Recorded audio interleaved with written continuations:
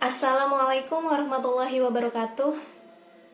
Alhamdulillah, teman-teman semua, kita bisa beraktivitas kembali secara daring, membahas kembali tentang MK Psikologi Komunikasi bersama teman-teman Prodi KPI A, B, C, dan D. Nah, di pertemuan ketiga saat ini kita akan membahas tentang faktor personal dan situasional yang mempengaruhi perilaku manusia.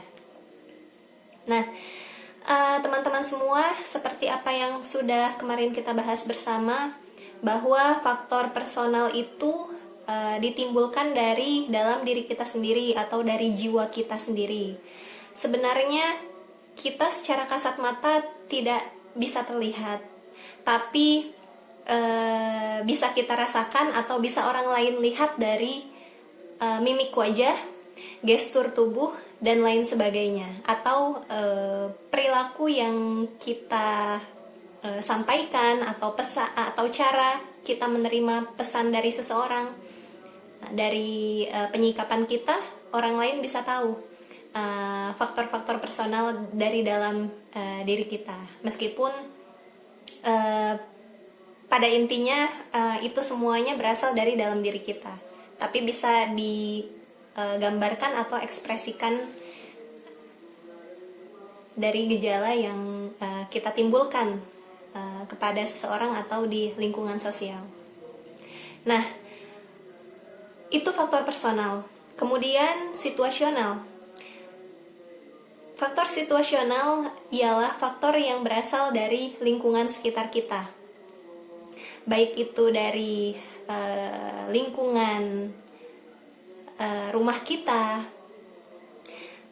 atau lingkungan tempat tinggal kita, lingkungan di mana tanah kelahiran kita atau tempat kita lahir, lingkungan di mana tempat kita belajar, lingkungan di mana kita tumbuh kembang, atau di mana kita mengekspresikan potensi kita. Kemudian situasi gejala alam yang terjadi itu juga termasuk ke dalam faktor situasional, atau gejala sosial, gejala ekonomi yang terjadi di sekitar masyarakat, kebudayaan, tradisi, agama, adat, itu juga termasuk dari faktor situasional. Nah, kedua faktor ini bisa mempengaruhi perilaku kita. Apa yang kita terima di awal itu akan berpengaruh terhadap masa depan kita. Ketika gejala personal atau gejala situasional itu timbul dan diri kita menjadi tempat sebagai tempat penerimaannya. Contoh, yang pertama, gejala personal dari dalam diri kita. Ketika kita bercermin, kita melihat diri kita dari ujung kepala sampai ujung kaki, dari kondisi wajah, kemudian kondisi tubuh kita, dari penglihatan kita, kemudian bisa menghasilkan persepsi. Oh, saya ganteng, oh saya cantik, oh saya biasa aja, oh saya ternyata lumayan juga ya, oh saya ternyata biasa-biasa saja. Nah, jadi selalu personal itu timbul dominannya selalu ketika kita pada saat bercermin dan itu tertuju kepada wajah kita. Jadi dari situ contoh ya, salah satu contohnya. Nah, ketika faktor situasional itu timbul dan kita lihat, kita hadapi, kita terima, itu pun berpengaruh terhadap pribadi kita, terhadap personal kita. Oleh karenanya, situasional dan personal itu saling berkaitan. Di mana personal timbul, situasional masuk, nah berpengaruh terhadap personal.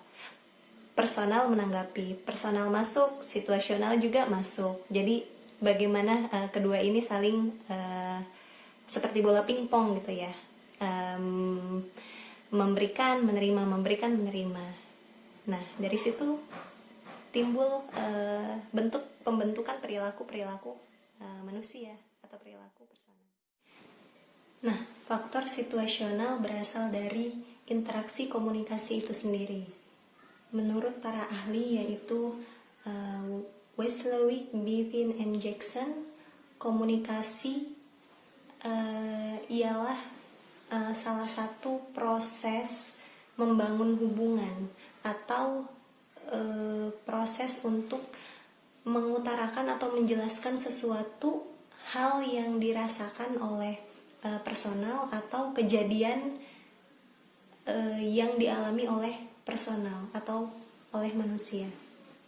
Nah, itu kaitannya faktor situasional dengan interaksi komunikasi itu sendiri dan pembentukan hubungan antara individu dengan individu yang lain. Nah, jadi pembentukan maupun perubahan perilaku itu adalah dari hubungan komunikasi atau interaksi yang dibangun dari individu kepada individu yang lainnya. Nah, begitupun dengan faktor personal. Konsepnya ialah ketika seseorang itu menemukan teman atau menemukan seseorang yang memiliki persamaan sikap, atau misalkan kalau wanita yang sama-sama vokal atau banyak curhat, nah maka dari personal itu dampaknya ialah orang ini akan lebih memilih orang dengan yang memiliki kesamaan dengan dirinya, atau misalkan dari segi agama sama-sama Islam, ya pasti cenderung dekat dengan teman yang sesama agama Islam, atau dari sikap pendiam. Nah, misal sikap pendiam, maka si A ini lebih memilih teman atau mencari orang yang pendiam juga.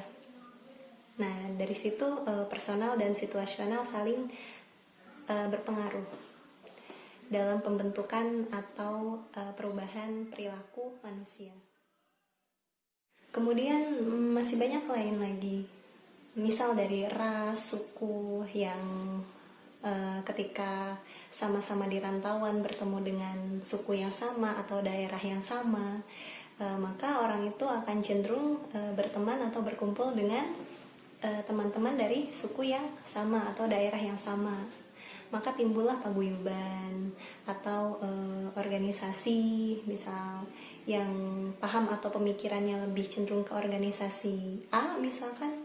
Nah, orang itu akan ikut kepada organisasi A. Tapi kalau misalkan bertolak belakang, maka akan mencari organisasi yang sesuai dengan pemikiran atau pola paradigmanya.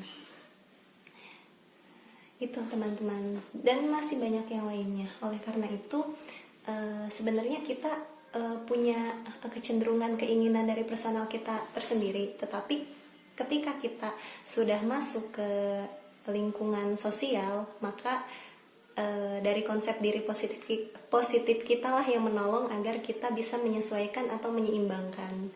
Jadi jangan mentang-mentang kita sama dengan dia, cenderung memperlihatkan kesamaan kita dengan dia, kita menjauhi yang lainnya. Tidak. Oleh karena itu adanya konsep diri positif manusia, itulah yang sebagai penolong atau penyeimbang ketika kita dihadapkan dengan lingkungan yang lebih luas lagi. Jadi lebih bijak kita menyikapinya. Nah, sebenarnya kan kita semua manusia itu memiliki dua konsep diri, kecenderungan konsep diri positif dan kecenderungan kepada konsep diri negatif. Nah, tinggal pilih mau cenderung berjalan ke arah mana gitu. Ketika kita merasakan atau menjalani aktivitas atau kehidupan kita cenderung kepada konsep diri positif, berarti penyebab dari semua itu ialah karena adanya interaksi atau hubungan antara personal kita dengan situasional yang baik atau membangun komunikasi yang baik. Nah, dari situ bisa timbul dan bisa membentuk konsep diri positif terhadap diri kita. Nah, tapi ketika kita cenderung berjalan dengan menggunakan konsep diri negatif kita, nah berarti dari hasil hubungan atau komunikasi yang kurang baik, atau dari lingkungan yang kurang baik yang seseorang itu terima. Nah, jadi di sini juga sebenarnya hikmah yang diambil atau pelajaran yang bisa kita semua ambil ialah manusia itu harus memahami psikologi.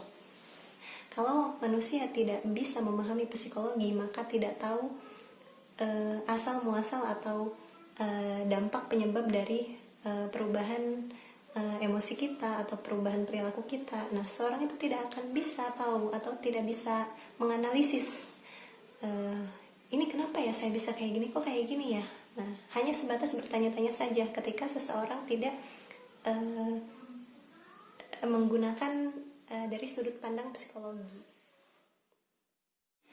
Nah, ketika kita merasakan kecenderungan kepada yang positif itu seperti apa dan yang negatif itu seperti apa, maka atau ketika kita bisa menganalisis, maka kita harus mendekati yang bisa menghasilkan atau membentuk pribadi kita menjadi lebih baik, dan menghindari dari apa yang bisa membuat konsep diri negatif kita itu semakin tinggi. Nah, jadi ada di situ aktivitas manusia itu ada penerimaan dan ada penolakan. Nah, di situ titik temu dari faktor situasional dan faktor personal dari hubungan interaksi terhadap diri sendiri dan interaksi terhadap sosial. Nah, mungkin sementara itu yang bisa saya sampaikan.